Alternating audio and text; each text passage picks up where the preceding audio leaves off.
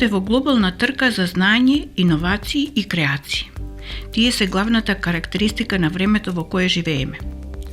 Научно-истражувачките проекти се главни сегменти на патот кој носи целокупен развој за секоја земја.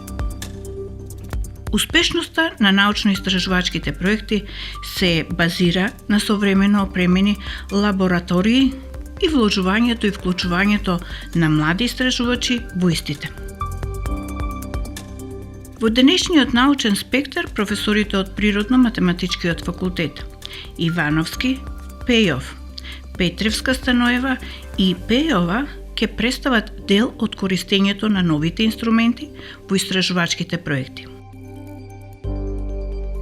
Се наоѓаме во лабораторијата за хемиска модификација на површини при Институтот за хемија на Природно-математичкиот факултет во Скопје.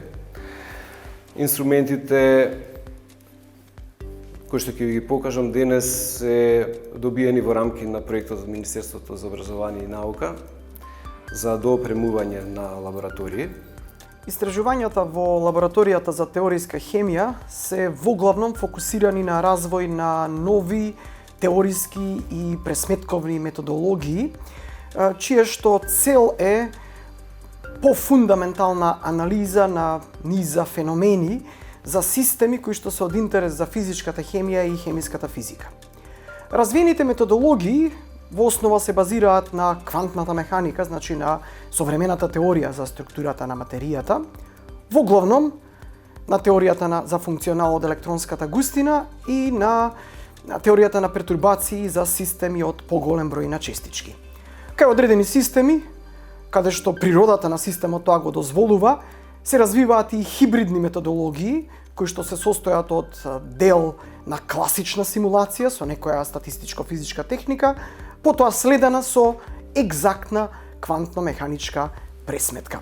Институтот за хемија во рамките на Природно-математичкиот факултет има долга историја во негување и развивање на научно-истражувачката работа, пренесувајќи ги љубовта кон истражувањето и науката од повозрасните колеги кон помладите, а особено посветуваме внимание на мотивација на студентите за вклучување во научно-истражувачката работа. Нашата цел од секогаш била на студентите да им се понудат знаења и вештини кои што се во согласност со најсовремените научни текови. И за таа цел тие биле вклучени во научно-истражувачката работа уште од самите почетоци во рамките на нивните додипломски студии, а потоа и во вториот и во третиот циклус на студии.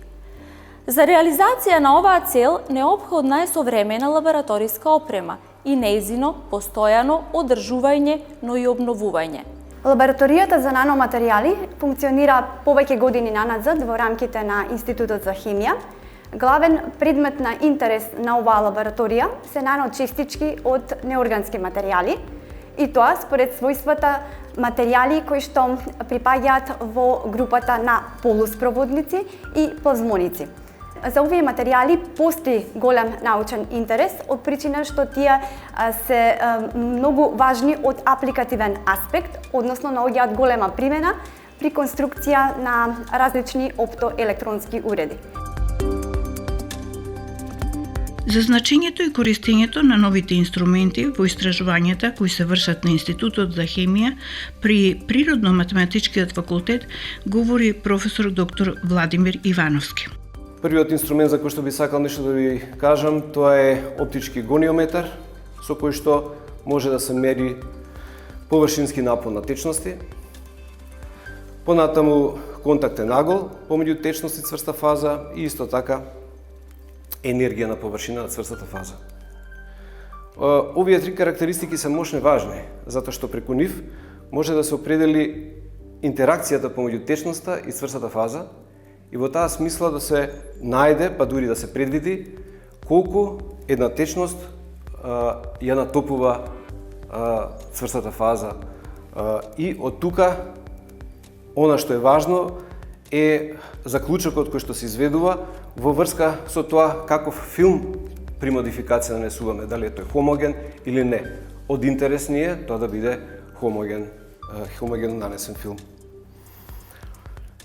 Инструментот инаку може да се користи во различни гранки од индустријата, како да речеме фармацевската индустрија, при дефинирање на формулации, да речеме прашоци кои што треба да бидат растворени или диспергирани во течна фаза, вода или некоја друга.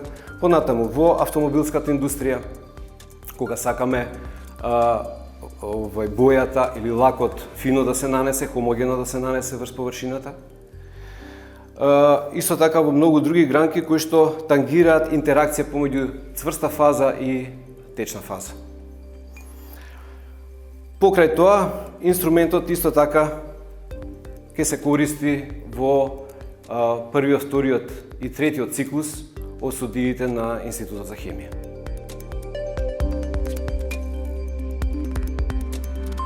Вториот инструмент за кој што сакам нешто да ви покажам, тоа е автоматскиот титратор на полнеж. Имено во нашата лабораторија голем дел од системот со кој што се врши модификација на цврсти површини, посебно на стаклени површини, е од колоидна природа. И во таа смисла е важно да се знаат карактеристиките на колоидниот систем. Под карактеристики се мисли на тоа каков е полнежот на частичките, дали позитивен или негативен, пред се дали е тоа колоиден систем, што сме го добиле како формулација, и исто така да се види колкав полнеж вкупно тој содржи. Титрацијата е автоматска со катионит и анионит, со тоа што се следи така наречениот стриминг потенцијал и како параметар кој што добива вредност 0 миливолти, можеме да знаеме дека сме завршиле со титрацијата и ја очитуваме вредноста на полнежи, на густина на полнеж, односно концентрација на полнеж. Ваквиот инструмент има голема примена во различни типови индустрија, како што е индустријата за производство на хартија. Понатаму во сите оние делови кои што ја тангираат екологијата, пред се екологијата на води, односно пречистувањето на води. И исто така во дефинирање на различни типови на формулации кои што еве ги имаме во лабораторијата, пред се однесуваат на модифицирање на стакло, односно како цврста фаза, течноста која што при тоа мора да испитаме, која што од колоиден формат треба да биде направен на ваков тип на инструмент.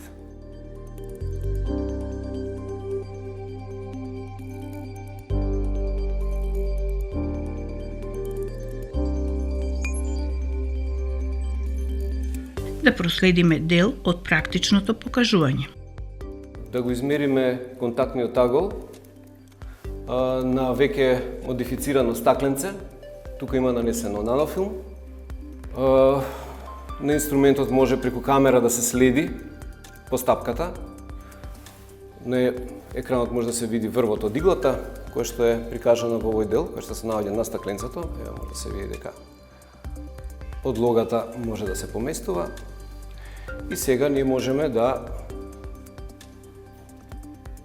пробаме да најдеме каков е контактниот агол. Поголем контактен агол ќе укажува на тоа дека имаме похидрофобна површина. Над 90 степени контактен агол укажува на хидрофобност на површината. Може да се види дека подесено е на 3 микролитри испуст на капката по волумен и сега можеме да го видиме автоматизираниот процес во кој што капката е формирана. Користиме елиптичен модел на фитување. Тие резултати можеме соодветно и да ги отфрлиме првичните како несигурни и ќе видиме дека контактниот агол, просечната негова вредност е 108,98, значи скоро 109, односно за 20 степени повеќе од 90 степени останува збор за силно хидрофобна површина, односно водата по оваа површина едноставно би истекувала, не би се задржувала на неа.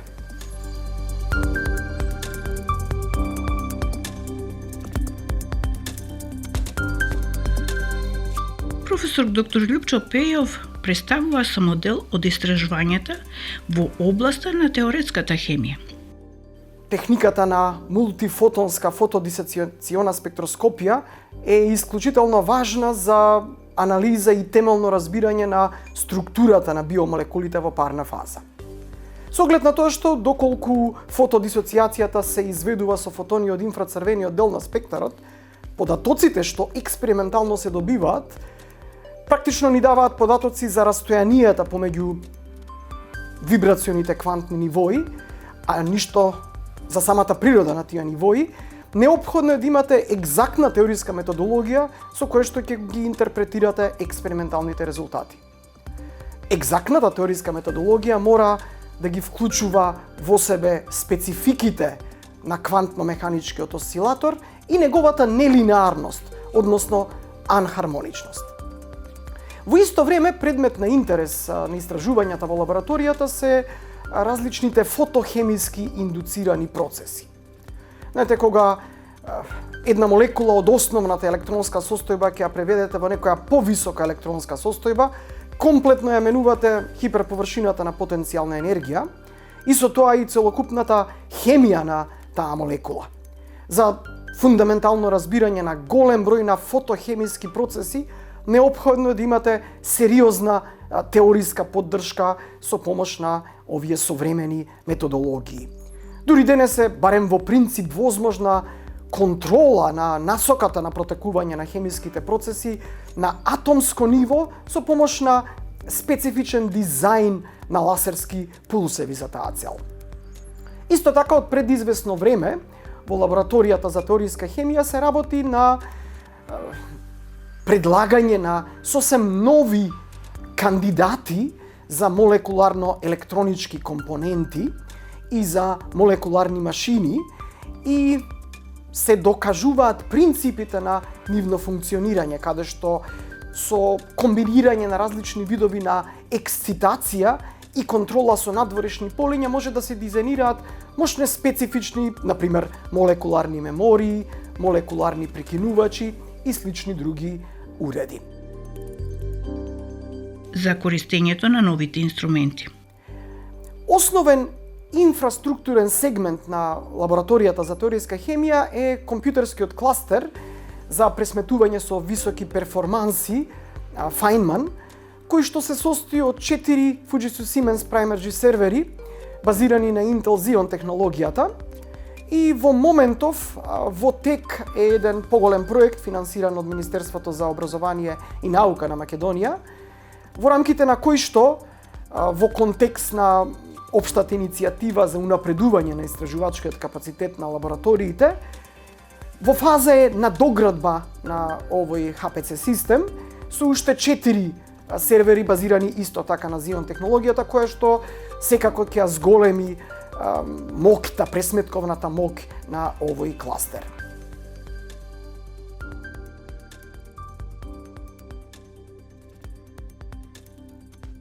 Професорката Билјана Пејова представува дел од проектот во лабораторијата за нанотехнологија. Активностите кои што се реализираат во рамките на оваа лабораторија можат да се поделат во две групи.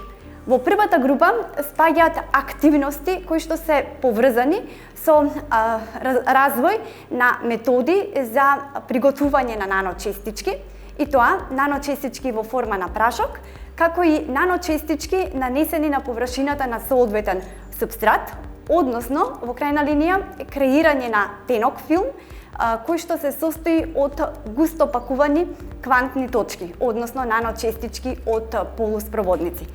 Покрај еднородни наночестички, од интерес за оваа лабораторија се и развој на методи кои што овозможуваат добивање на наночестички од типот Коршел.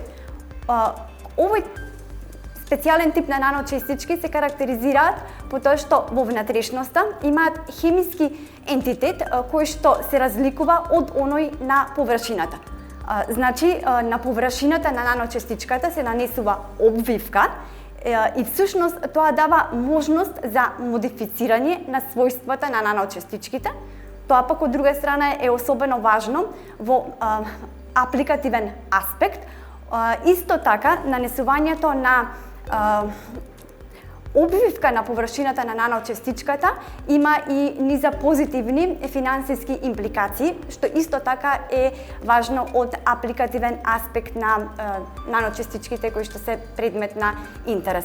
Кога зборуваме за развој на методи за добивање на наночестички, важно е да се спомне дека оваа лабораторија располага со сопствен уред сонификатор, кој што не е комерцијален, туку е homemade и тој ни овозможува да реакционите системи кои што ги користиме за добивање на наночестички ги подложиме на дејството на ултразвук. Генерираниот ултразвук се карактеризира со голем интензитет и карактеристични временски секвенции и всушност како последица на ефектите што ултразвучното озрачување ги има врз реакциониот систем, ние сме во можност да добиваме наночестички кои што се карактеризираат со помали димензии во однос на оние добиени со конвенционалните хемиски методи.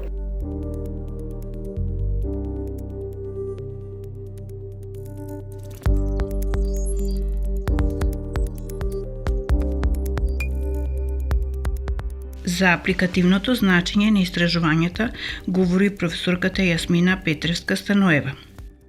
Во последните години особено се обрнува внимание за соработка на научните институции со стопанството од аспект на примена на овие методи за научно-истражувачки методи за потребите на самото стопанство. За целите во користењето на посочените методи.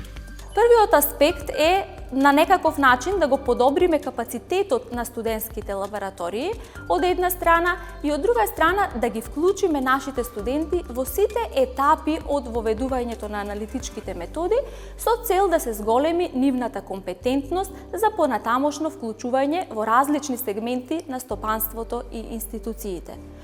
Откако тоа ќе го направиме со нашите студенти, веќе воведените методи, потоа можеме да им ги ставиме на располагање и на стопанството и на институциите.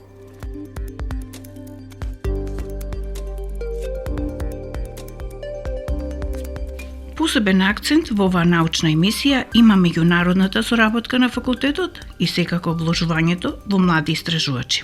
Имаме соработка со New York University, со Southern Methodist University од Далас, Тексас, во поново време со Arizona State University, University of York од Обединетото кралство, Универзитетот во Упсала во Шведска, Универзитетот во Ставангер во Норвешка.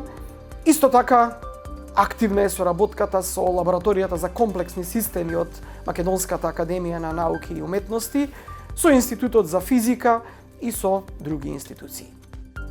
Овој микроскоп со скенирачка сонда, конкретно се работи за модел SPM 9600, произведен од Shimadzu, е во фаза на надоградување. Надоградувањето се врши во рамките на проект кој што е финансиран од МОН за надоградување на лабораториските ресурси.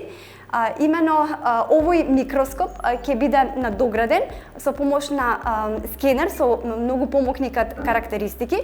Исто така ќе биде надограден со дополнителни модови кои што ќе ни овозможат да меѓу останатото да ги мериме и површинските електромеханички својства. Нашата мисија била и останува во 3 домени и тоа: истражувања за развивање на нови аналитички методи, едукација на нашите студенти, идни истражувачи и професионалци за развој и имплементација на овие методи и секако соработка со стопанството и институциите со цел да се применат овие методи за подобрување на животот и напредокот на заедницата. Значењето и потребата од нови научни решенија се поголеми во услови на забрзан глобален развој. Потребата за нови инструменти, за современи лаборатории и вклучувањето на младите се важен чекор во креирањето на општествениот и економскиот развој на нашата земја. представувањето на дел од истражувачките проекти на Институтот за хемија при Природно-математичкиот факултет при УКИМ се само мал дел од сликата на современата наука кај нас.